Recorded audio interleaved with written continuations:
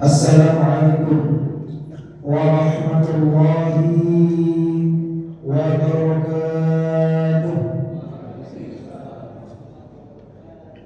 Alhamdulillah wa kafa wa usallimu ala nabiyyina Muhammadin Mustafa wa ala alihi wa ashabihi ahli sidqi wa tuqa wal wafa.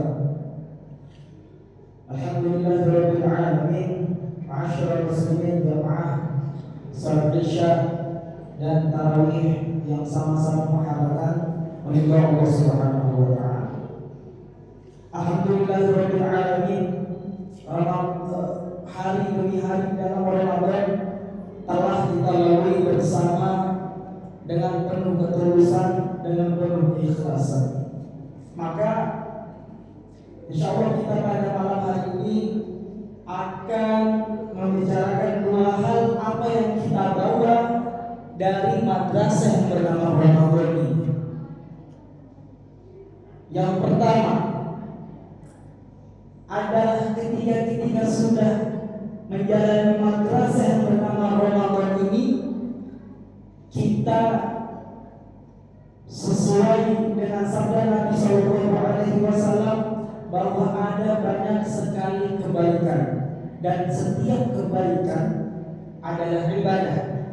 Rumusnya adalah setiap kebaikan adalah ibadah. Berarti orang-orang beriktikaf di masjid adalah ibadah.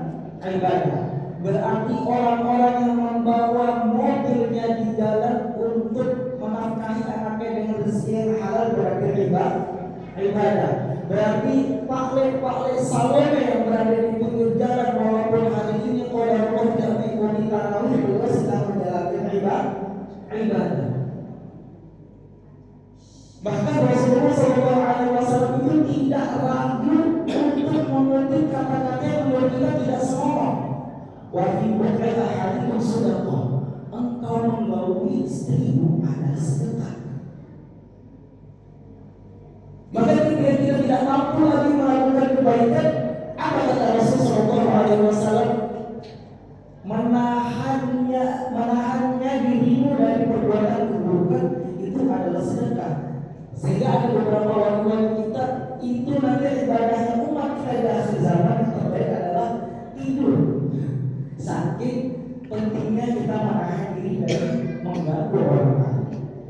Maka yang kedua, ketika kita sudah menjalani madrasah bernama Ramadan, maka kita harus apa? Harus sama sabarnya ketika kita menjalani puasa. Maka kita harus sama syukurnya ketika kita menjalani iftar.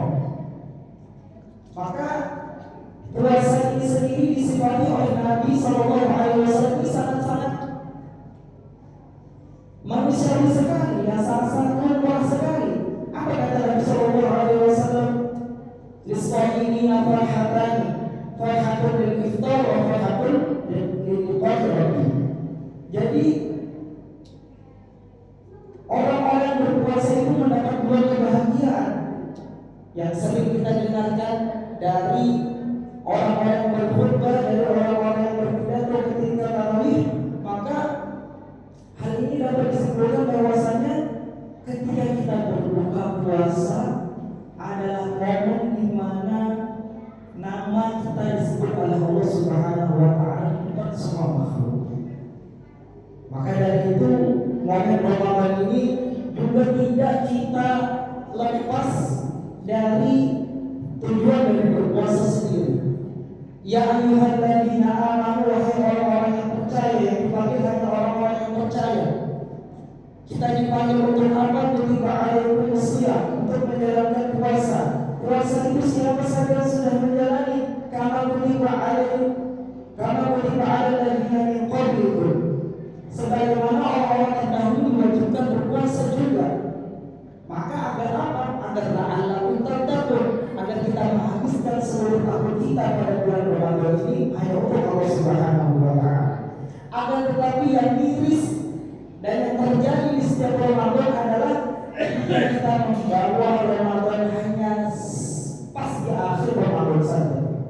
Kita membawa spirit Ramadan hanya pas ketika takbiran berkumandang.